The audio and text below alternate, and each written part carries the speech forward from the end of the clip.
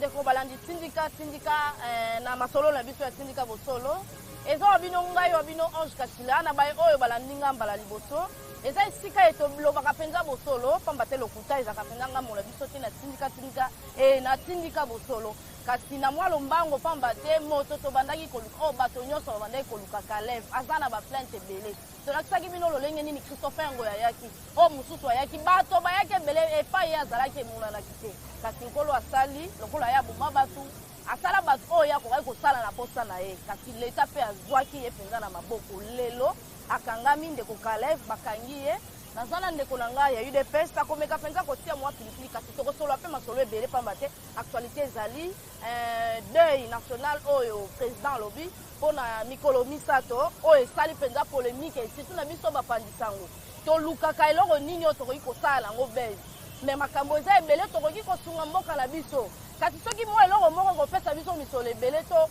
ekopesa bayebibonga oyo bapesaka biso misolo nde tokokende kodiembela mwana mboka topesi yo mbote. Oui, mbote mama journaliste. Mwana mboka toyambi yo malamu tolingi penza na mwalo mbango koyebisa na bandeko oyo bandeko kozela bamona Caleb na kati ya makala elongo na bandeko kamere elongo na ba DG oyo yebi bayiba ba millionnaire baza na makala. Oui, merci maman journaliste pour la question. Batino so bolanda kambolo ko nyama mayele bibutu ya makasi. Yango na yena ngona poko pona fongola bino. Tozalaki na bino na top Congo mukolo président de la République azalaki na 7e. Na yebisaki bino Caleb azali liyangia muke. Ata koti mutu na nzaka. Donc même na butu ko cha tori stoko longolango. C'est que moi j'ai compris que na yebisaka bino ngamboloko na kendaka na politique te pona finga ba. Na Caleb pa bangisa bino nde. Non, s'il te plaît. Na lobby na kendaka te ke no na ba media pona lobela batu moko bo una betela batu maboko. Et pa na ngamboloko ezala kandenge ni. Na défendaka peuple congolais, pe na combataka bantivale oyo ba bebisa mboka Congo. Na yebisaki bino toko koma lendité. Soit mardité, bokoyoka Caleb ya kangami. Un seul muto ya annonça ki message na top Congo na landaki kende kozul na canal presse otuna kinga question moko. Leona zongi sayo. Ndenga nini yonde komboloko yebi ke Caleb azana mbuti. Na yebisa ki oke jeu des épreuves, pe na sala ki service de renseignement, to ke ko se retrouver Caleb na seya cave. To landeli ba étouffer biso poto kotate. To zongi to pesi message na gouvernement. Botinde na biso ba militaire, batwana bazolinga ba frapper biso. Batouana bazinga frapper biso parce que toyeba ke baza Caleb. Alors aujourd'hui ndenge to vanda bino boy. Caleb baza ya okanga en désordre. Na yebisa ki bino ke mbolo wazani ya massage. Tozongi to lancer message, lelo Caleb va bloquer avec humiliation de 5 ans. Catholique moi je regrette beaucoup hein. Ça me fait mal. Un homme comme Caleb a sali crime contre l'humanité. Bino catholique. Ti abomi bande kona bino ba congolais. Aujourd'hui 5 ans que de récupérer Caleb. Oyokele mawobombaye. Je regrette beaucoup. Mais boy, maman journaliste na linga expliquer ngana linga kamingi na media batu ba comprendre puisque nga na finga kate. Na tali ta batu réalité yango mona kamingi même peuple congolais comme ko pesa na confiance même la diaspora. Pourquoi? Tant on a lancé qui message. Toko koma 4e mois te 3e mois maman Karina kokoma na prison. Batu bandima kite. Balobi affecter les preuves. Nga lobi no aboma rosi mukendi. Des preuves là. Lelo Karina zap na ndolo. Procès na yepe uto le kalelo. Bakatele 25 ans de prison. Balobi 25 ans de prison na mon entendement.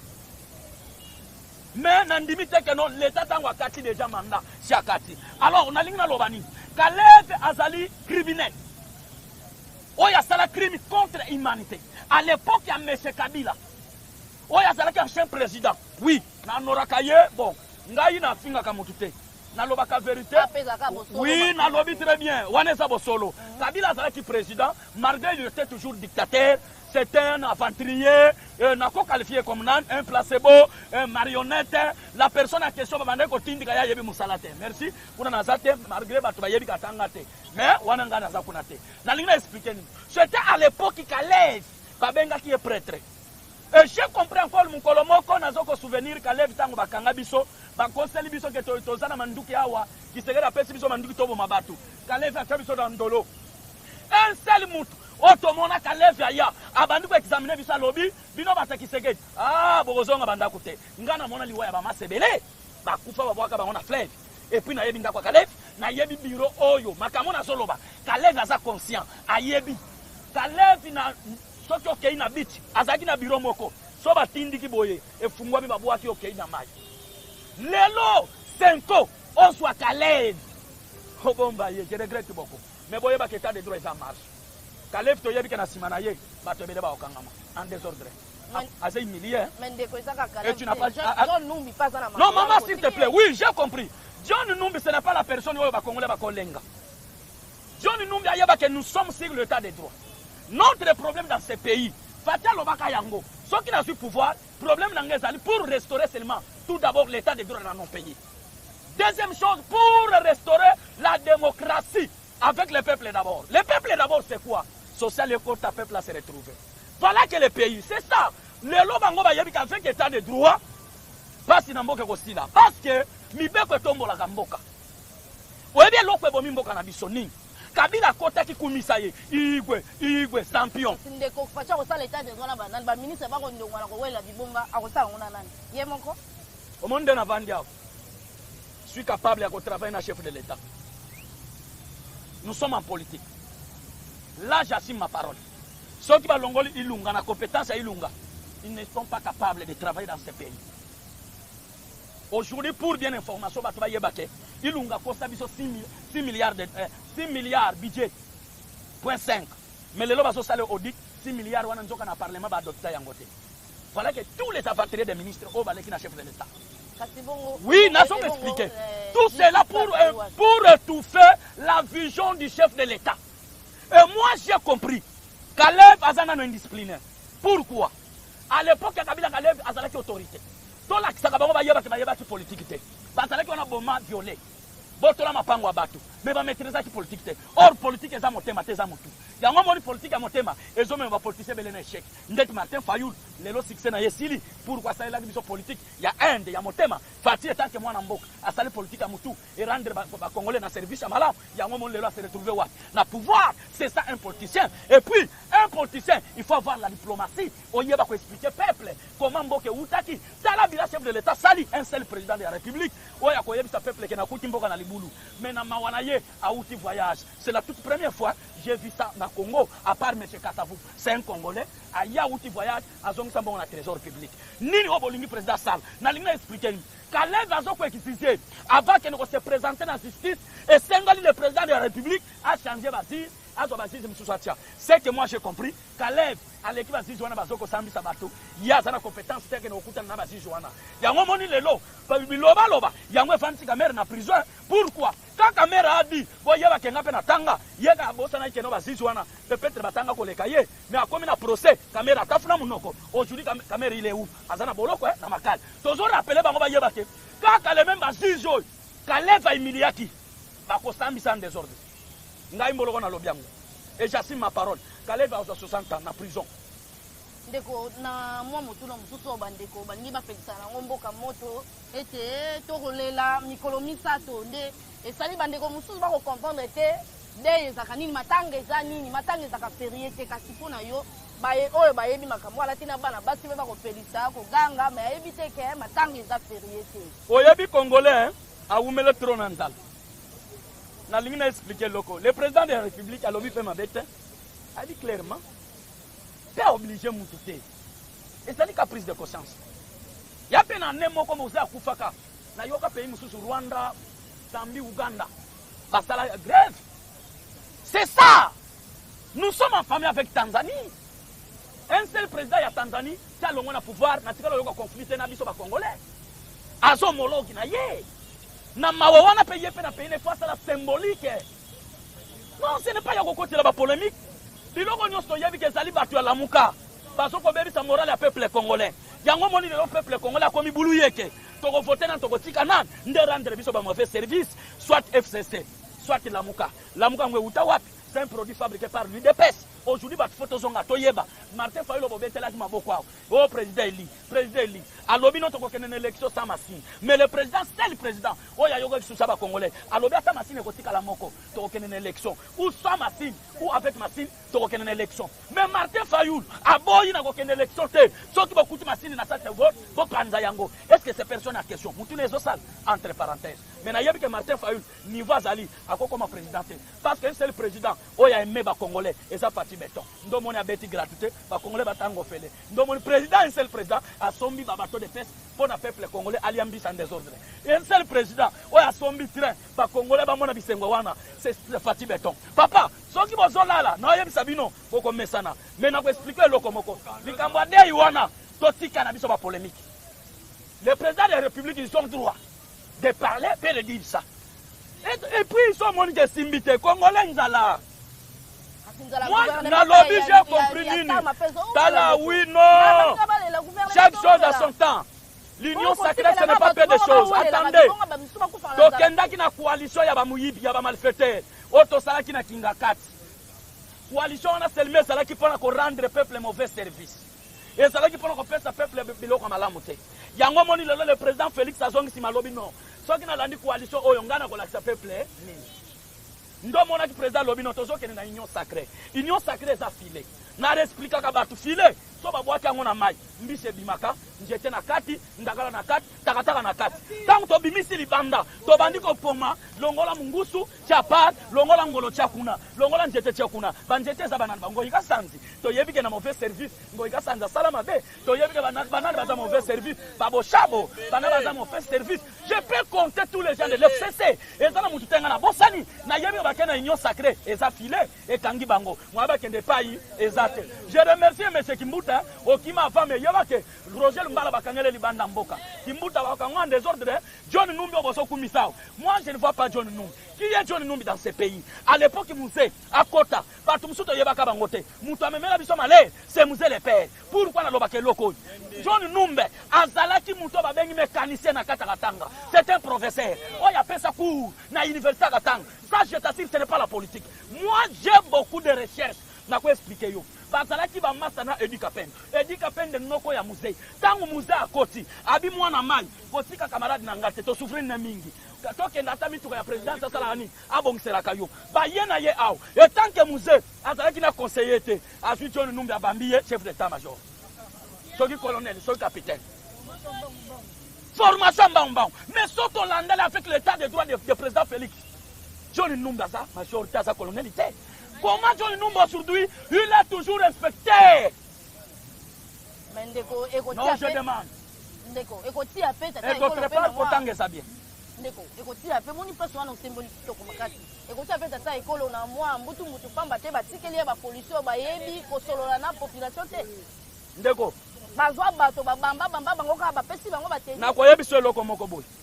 Le président de la République, c'est un garant de la nation, c'est qui gère les institutions du pays. Il est capable de nommer père et récompense. Je peux te dire une chose. Tozonga mwamuke. Quand Kabila le père a koufi, atika ki ba généraux nyon sa table. Kabila ya mwana ye, ayebi kayeba kilingala te, ayebi français te. Alingaki asala nini? Abenda ba Congolais wana po ba lakisa ye. Kabila ya mwana tangu ba Congolais ba lakisi ye, abimina TV Congolais aza kuluna. Nani alakisa ye kuluna wana? Ezabi somo ba Congolais. Il faut yeba ke John Numbi bazalaki ba sentir ya musée. Ba yebi secret oyo Kabila le père a kufela. Na be dika pende wana. Yango mona Kabila ya mwana azwaki bango ba travailler. Or John Numbi azalaki civil jusqu'aujourd'hui. Akolakisa biso un jour ekoli ya tanga. Mona makambo ngambolo na lobaka. Même en Europe, ba diaspora balandanga ba yebi ke mbolo ko soki aleki na media alobi message. Un mois ebele poko yoka sango. Ngala lobaka to lobato to lobate. FCC Keba. FCC Keba. FCC Keba. O eza base hein. O boyoka ka base. Base eza IDPCT eza peuple congolais. Soki boza boganga base. Faut sentir que Fati azamuta base. O sakani Oboyo salini. Oboyo longwe mais ba komesana. Union sacrée bakukemba ndezo. Mwa mboka soko mi pena mwasuka, kujipinda kokata na nini kwa konisa ba imboka bazela nini pamba teto kozela pinda to zeli to zeli katoko pesa ba makasi na nini. Oui, makasi na biso ezali boye. Na yebisaki bandeko nyonso boyeba ke ilunga za muyibi munene. Ilunga keyi meko kende ilunga keya za nodi. Botuna nga question même na ba téléphone appel normal. Sana mwa mikolo mikebo. Oui, ilunga na lobby boy. Premièrement budget ilunga la kabiso. Tangu sama lukonda kote atunie ilunga ulikamba ilunga la kisabiso budget. Ilunga beti muno. Yona mabunda budget bokenda kwa adopter. Wapi angweza? Sama lukonda yebiso kokende fight vanda. Vanda wana to sala yo audit. Ndo moni ilunga zoto kwa mikoloi. Fait pour bien information, ba ko circuler. Bago kengele un désordre makala ouvert. Problème n'engage tant que Mboloko Nyama Mayele. Monsieur le Président de la République, je voulais demander un service. Peuple congolais zoko lukali pana fufu. Notre problème nous les Congolais, toyabi ke ba compagnie ko ya en désordre. Dollar et mati.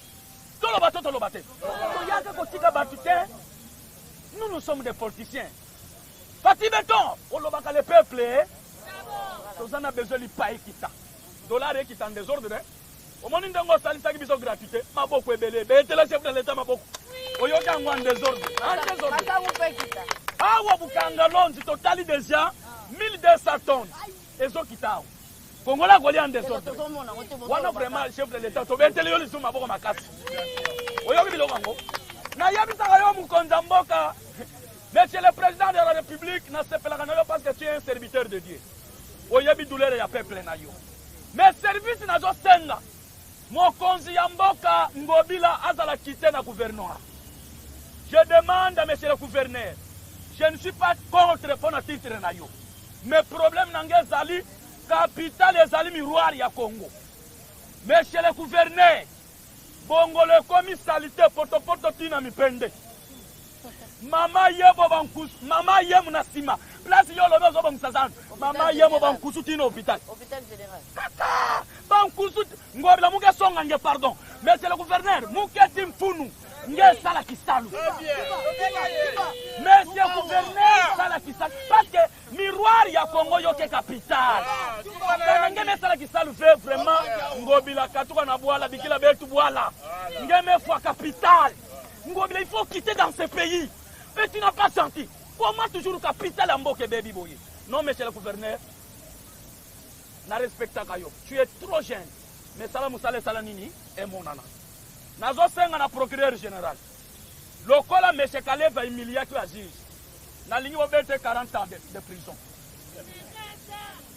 Oui, je demande à monsieur. Na lobby, nous sommes sur la démocratie. J'ai le droit de faire mon déclaration. Ça, c'est mon opinion. Je dis ceci, monsieur le procureur général, lokola monsieur Kale va humilier qui bino. Nazana besoin de 40 ans. Tolongo wana nazo pesa message na monsieur le général Kasongo. Insécurité yemakasi. Papa bando komili bumugubulu ozo tambola risute. Service wa kanyama ka 16. Oleba kuluna bakende yo préparé. Monsieur le général ozo kende kanyama ka 16. Ndo ozo kende kosala bila. Po biso to lia fufande zo. En tout cas pour ça la bongo te monsieur le général Kasongo zonga na kisensu muke kuluna mwaye zate na ngomba wana. Yaka makala mwaye zate. Ota mumbele mwaye zate. Nzili mwaye. Mais monsieur le général Kasongo, ça c'est quoi? Na police comme muyibi awa na 7e. Biso to yebi. Oba benga kasoki banani oyi. PC la kanga ba soda ba telenga na bitelenga na telenga. Mais lolo PC la komo kanga ba toba moto. Na ba voiture. O PC randengeni. Monsieur le général, yeba ke en tout cas tant tozalaka kalana général non Oleko. Un seul général a sala moi musala bien Oleko. Yona ganya mabino nyonso bandok. Mais souci nangé zali bolanda mboloko nyama mayele. Botuna ngaba question appel normal. Voilà le numéro ya mboloko nyama mayele plus 243 90 39 366 59 plus 243 90 39 366 59 mboloko nyama mayele bokoyoka soin bolemba tena pesi ba kontinanga nyonso mboto.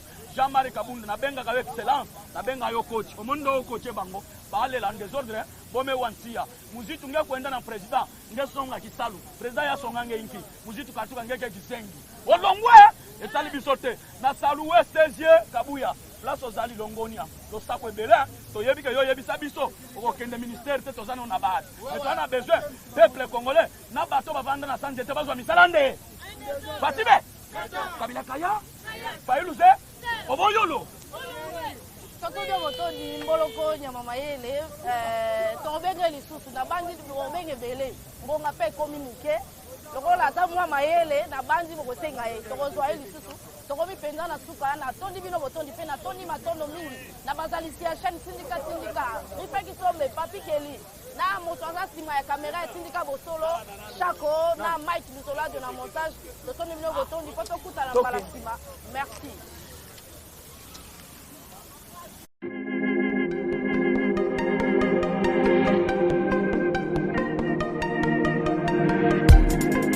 Après 25 ans d'expérience, eh oui, de 1995 jusqu'à ce jour, Eden Store, l'unique shop congolais de Londres, na Grande-Bretagne, où il y la fierté à la communauté nabiso, et surtout, il y a un homme d'affaires congolais sérieux dans la diaspora.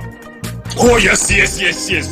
C'est créé Eden Store et Zali Kakamoko, le sérieux, à quel na service qui t'a qu'on a client naïe. Avec ma produit naïe, où il y a première classe, il y a qualité supérieure. Oh, il y a ma bombe à Eden Store. Oh yes, mon climat bimbe yeba. Ma maman à Londres va confirmer. Eden Store, c'est le berceau des produits cosmétiques. Il y a solo produits originaux. Et yes, les alipes perso et produits alimentaires, naturels et organiques. Au travers de nos produits cosmétiques, Eden Store détient le secret. Secret ya solo, où ya poso ya maman moi c'est qui toko. Poso ya moi so penza basali kolula, poso ya moi so mobala kotala ya lembate. Poso so ko tamboli masanga sima. Eh oui, yango ne ba produit zo te kama na kati Eden Store. Na ba produit alimentaire, où ya Eden Store, yango de secret ya cuisine ya maman congolaise. Eh oui, nyonso ko so pensa mobali na yo ezali. Pondu, matembele, ngai, ndole, fumbwa, ndunda, bilembwe, oyo nyonso penza, oyo kobonga pona cuisine na ezali. Oh yes, yes, yes. Olingi mobali na yo asepela na yo libela na libela. Olingi mobali na yo atala kayo lokola mwasi azali kolula sika. Oh yes. Olingi mobali na si sabiloko nyonso tela kaye na mesa. Secret zali kaka moko. Eden Store.